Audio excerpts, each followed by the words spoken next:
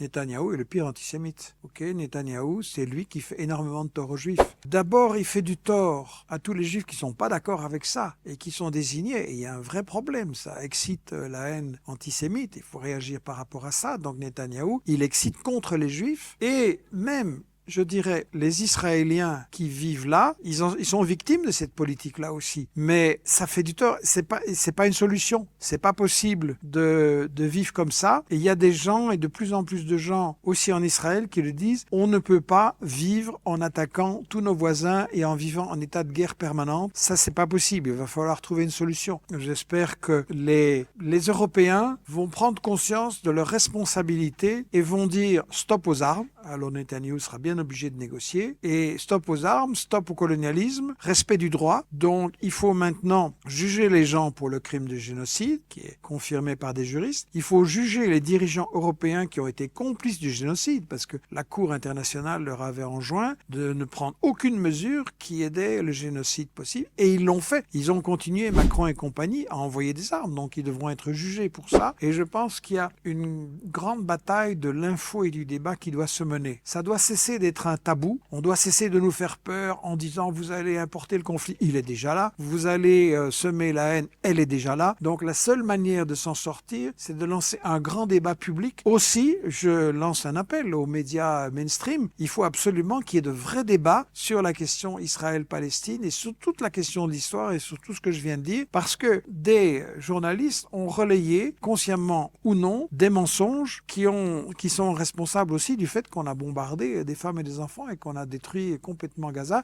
qu'on continue à attaquer en Cisjordanie dont on parle trop peu, et que Israël occupe maintenant une partie de la Syrie avec des conséquences. Et donc on a un vrai débat très large et sans tabou à mener. C'est vraiment un appel que je lance.